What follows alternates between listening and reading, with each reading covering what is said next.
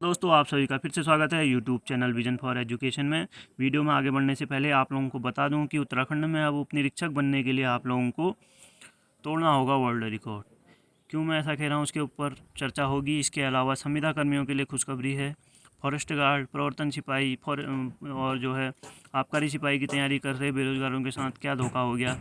Police एकीकृत नियमावली जो आई है उससे क्या फ़ायदा है या नुकसान है, इसके ऊपर चर्चा होगी। इसके अलावा यूके SSC-LT जो नई भर्ती है, नोटिफिकेशन जारी हो गया है, उसके ऊपर चर्चा की जाएगी।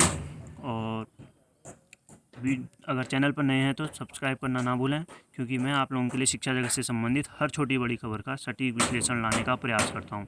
तो आज जितने भी अभी मैंने बताई न्यूज़, इन सभी के ऊपर चर्चा होगी और जो है विश्लेषण किया जाएगा। शुरुआत करते हैं। देखिए, मैंने जो कहा कि आपने उत्तराखंड उप निरीक्षक बनने के लिए जो है वर्ल्ड रिकॉर्ड तोड़ना होगा, ऐसा मैं क्यों कह रहा हूँ देखिए 800 मीटर की दौड़ का पुरुष विश्व रिकॉर्ड जो है केन्या के डेविड रूडिशा के नाम है, जिन्होंने 8 अगस्त 2012 को 1 मिनट 40.91 सेकेंड में का समय लिया और जो है विश्व रिकॉर्ड के साथ 800 मीटर की रेस जीती थी। ठीक है, अब आप इधर देखिए, शारीरिक दक्षता परीक्षा पर मापदंड हैं ये हमारे अग्निशमन द्वितीय अधिकारी गृह विभाग उत्तराखंड की जो है एकीकृत नियमावली आई है, सेवा नियमावली, उसमें जो है अग्निशमन द्वितीय अधिकारी गृह विभाग के लिए जो है दौड़ व चाल देखिए 900 मीटर दे रखा है 1 मिनट में। और इसके अतिरिक्त इसमें ट्विस्ट ये है कि 65 किलोग्राम वज़न भी आपके कंधे में होगा। तो आपको 65 किलोग्राम वज़न लेकर 1 मिनट में 900 मीटर की जो है दूरी तय करनी है। अगर नहीं कर पाए तो आप जो है सेलेक्ट नहीं होगे। ठीक है, तो नियमावली में देखिए गड़बड़ घोटाले चले हैं, थोड़ी जल्दीबाजी में बनी है, इसका मिनट शायद अंतर होगा कुछ। उसमें अभी तक का तो कोई नोटिफिकेशन जारी नहीं हुआ है कि इसको जो है करेक्शन करना है। इसके अतिरिक्त आज हम बात करेंगे कि संविदा कर्मियों के लिए क्या खुशखबरी है। बात करते हैं पहले हम। देखिए 4 दिसंबर 2008 तक के जो संविदा कर्मी हैं अब हो सकते हैं वो नियमित। क्या है मामला, उसके बारे में मैं जल्दी में बताऊंगा। जल्दी ही कैबिनेट के समक्ष पेश किया जाएगा प्रस्ताव। 2013 की नियमावली में संशोधन होगा। तो 2013 की क्या नियमावली थी, पहले उस पर चर्चा कर लेते हैं। देखिए 2013 में एक नियमावली आई थी 30 दिसंबर 2013 को कि कम से कम 5 वर्ष की निरंतर सेवा वालों को नियमित करने का प्रावधान किया गया।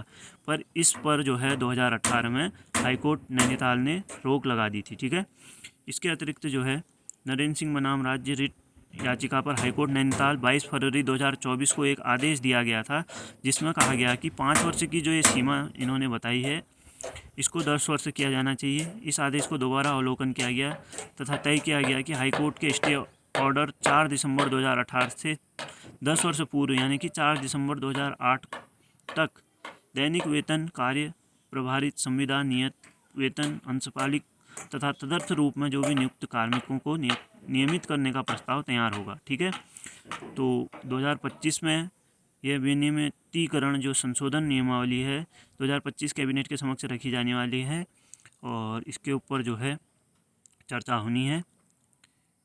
ठीक है, 28 अगस्त को एक बैठक हो भी चुकी है। ठीक है, जिसमें कि बैठक सचिव कार्मिक शैलेश बगोली, सचिव वित्त दिलीप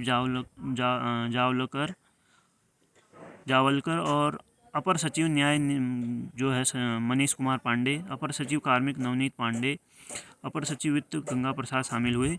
और बताया गया कि राज्य में सुप्रीम कोर्ट के निर्देशों के आलोक में वन टाइम एक्सरसाइज के तहत दैनिक वेतन जो भी ये कर्मी हैं इनको 10 वर्ष की सेवा पूरी करने पर कार्मिकों को नियमित करने का प्रावधान किया गया था। उसी के ऊपर जो है अब नियमावली का विनियमितीकरण जो नियमावली है 2025 कैबिनेट के समक्ष रखी जाएगी।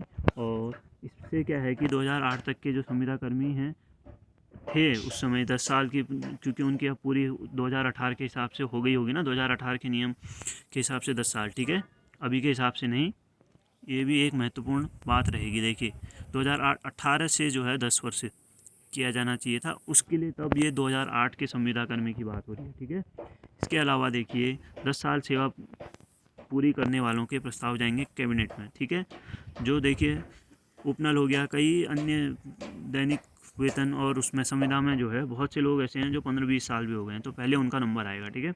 और आप सभी जानते हैं कि जो हमारे उत्तराखंड शासन से सचिव जो हैं, उनने कुछ ही समय पहले 2-3 महीने पहले एक जो है आदेश जारी हुआ था कि अब जो है दैनिक वेतन या कार्य प्रभारित संविदा नियत अंशकालिक कोई भी जो है कर्मचारी अब नहीं रखे जाएंगे।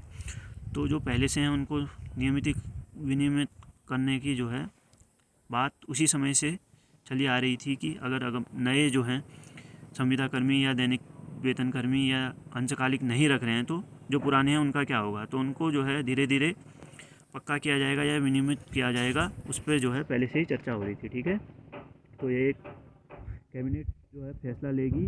28 अगस्त को एक बैठक हो भी गई है इसके संबंध में, और जो है अब शुक्रवार को जो कल जो है कार्मिक विभाग की ओर से कार्यवृत्त जारी किया गया है, ठीक है। जैसे ही इस शासन से इसमें जो है कैबिनेट फैसला ले लेगी तो आगे की कार्रवाई शुरू हो जाएगी, ठीक है। इसके अलावा देखिए UKSSC ने LT को जो है भर्ती सहायक अध्यापक LT जो है रिक्त पदों पर नोटिफिकेशन जारी किया है। हालांकि ये विशेष शिक्षा शिक्षक के लिए है, इसमें आप विज्ञापन की तिथि और जो भी ये इसकी इम्पोर्टेंट तिथियां हैं देख लेंगे। इसके बारे में मैं अन्य और चर्चा बताऊं तो जल्दी में देख लीजिए आप। टोटल जो है गढ़वाल मंडल में 74 हैं विज्ञप्तियाँ, ठीक है। और कुमाऊं मंडल में अगर बात करें तो 54 हैं, ठीक है। अन्य जो आरक्षित श्रेणी हैं इसमें जो हैं वो आप लोग जो है पहुंच करके देख लेंगे। और वैसे आप लोगों तक ये पहुंच चुका होता, पहले ही आप लोगों तक ये पहुंच गया होगा, और मैंने भी अपने टेलीग्राम चैनल में डाला है। अगर आपको वहाँ से चाहिए होगा तो वहाँ से ले लीजिएगा। इसमें जो है देखिए मेन जो आपको मैं बता दूं कि अर्हता क्या रहेगी कि भारत में विधि द्वारा स्थापित किसी विश्वविद्यालय या संस्थान जो कि भारतीय पुनर्वास परिषद के अनुमोदित हो, जिसे वैध RCICRR संख्या आवंटित हो, से विशेष शिक्षा में B.Ed उपाधि होनी चाहिए। समावेशी शिक्षा में क्रॉस विकलांगता क्षेत्र में 6 माह का जो है डिप्लोमा या प्रशिक्षण होना चाहिए। और जो है NCTE प्रशिक्षण पाठ्यक्रम राष्ट्रीय अध्यापक शिक्षा परिषद भारतीय पुनर्वास परिषद से जो है मान्यता प्राप्त होना अनिवार्य है, ठीक है। इसके अलावा जो है UTT2 और या CTET2 आपका होना आवश्यक है। जो LT भर्ती आई है उसमें विशेष शिक्षा वालों को ये जो है अर्हता एलिजिबिलिटी चाहिए, ठीक है। इसके अलावा और क्या बात करनी थी हमने, देखिए उत्तराखंड में जो LT कोर्ट केस चल रहा है उसकी जो है अभी भी जो है नेक्स्ट हियरिंग की डेट अभी तक नहीं आई है। और UKPSC जो ASO है भर्ती, उसकी भी कोर्ट केस का जो है 19 तारीख का नई डेट लगी है, ठीक है। इसके अलावा देखिए फॉरेस्ट गार्ड की तैयारी कर रहे जो बेरोज़गार हैं या प्रवर्तन सिपाही की कर रहे थे या फिर आबकारी सिपाही की, उनके साथ क्या धोखा हुआ है। देखिए जो नई एकीकृत नियमावली आई है उसमें जो है सभी के लिए एक ही आयु जो सीमा निर्धारित कर दी है सिपाही में कांस्टेबल के लिए 18 से 25 कर दी गई है। जबकि आप लोगों को पता है कि फॉरेस्ट गार्ड की अभी जो है नई भर्ती आनी थी और उसमें जो है पहले 28 वर्ष तक लिया जाता था सामान्य वर्ग में, ठीक है। अब 25 ही हो गई है, तो 25 से ऊपर वालों के लिए तो इस नियमावली का कोई फ़ायदा नहीं है। वो केवल जो है दरोगा भर्ती में 28 से 35 वर्ष जो हुई है उसी में एलिजिबल रहेंगे। उससे नीचे जो है आप किसी भी प्रकार के सिपाही नहीं बन सकेंगे। तो ये एक प्रकार से जो है उन लोगों के लिए केवल एक पुलिस कांस्टेबल भर्ती परीक्षा में जो है छूट मिली है, जो उसमें 22 वर्ष होती थी सामान्य में, उसमें 25 हो गई है। उसके अलावा देखिए प्रवर्तन में देख लो, आप आबकारी विभाग में देख लो, फॉरेस्ट गार्ड में देख लो, सभी में नुकसान हुआ है। तो ये नियमावली के बारे में अब देखिए कोई विरोध करने वाला नहीं है, जबकि एकजुटता के साथ इसके खिलाफ जो है बात होनी चाहिए थी। देखिए इससे तो जो पुरानी नियमावली थी वही सही थी। कम से कम फॉरेस्ट की तैयारी जिसके कहने नहीं हो पा रही थी, जो सिलेक्ट होता तो आबकारी की तैयारी कर लेता, उसमें और ज़्यादा एज थी, या बंदी रक्षक या अन्य कोई भी कर लेता। लेकिन अब क्या है कि 25 से ऊपर वाला तो सिपाही की तैयारी कर ही नहीं सकता, ठीक है। तो अब उसके लिए सिर्फ रह जाएगा दरोगा भर्ती, जो भी अन्य सारे विभागों की इसमें मिक्स हो गए एक हो गई है, उसका पेपर देना उसके लिए मजबूरी हो जाएगी, ठीक है। तो अब देखिए इसके ऊपर चर्चा तो होनी चाहिए थी कि एज जो है इसमें कम हो, आपने जो है कांस्टेबल की बढ़ा दी, अन्य की नहीं बढ़ाई, तो ये तो एक प्रकार से धोखा ही हो गया। इसमें कोई फ़ायदा मेरे को लगता नहीं है कि बेरोज़गार युवाओं को होगा, क्योंकि बार भर्ती के लिए के बाद जो है कई लोग आपका ग्रेजुएशन नहीं होता था तो फिर भी जो है एज के बेस पे जो है अन्य भर्ती जो आबकारी हो, चाहे प्रवर्तन हो, चाहे ये फॉरेस्ट की तैयारी कर लेते थे। अब 25 से ऊपर उनके लिए ये मौका भी नहीं रहेगा, ठीक है। तो अन्य कोई भी अगर खबर आती है ऐसी, या ये फॉरेस्ट गार्ड या किसी में एज लिमिट के जो है अंतर बैठता है या कोई संशोधन होता है, वैसे तो अब लग नहीं रहा है क्योंकि एकीकृत हो गई तो सब अगर बढ़ेगी सभी के लिए बढ़ेगी, नहीं तो मुश्किल ही लग रहा है बढ़ना अब। तो इस पर अगर कोई न्यूज़ आती है या कोई भी अन्य आप कह दो कि यूकेपीएससी आरओ हो, चाहे उत्तराखंड प्रवक्ता भर्ती हो, चाहे एलटी की नई भर्ती के कुछ संबंध में कुछ बात आ रही हो, या फिर प्राइमरी टीचर की जो भर्ती है वो निकल जाए, तो उसके संबंध में मैं वीडियो ले आऊँगा अगर कुछ नई न्यूज़ आती है, ठीक है।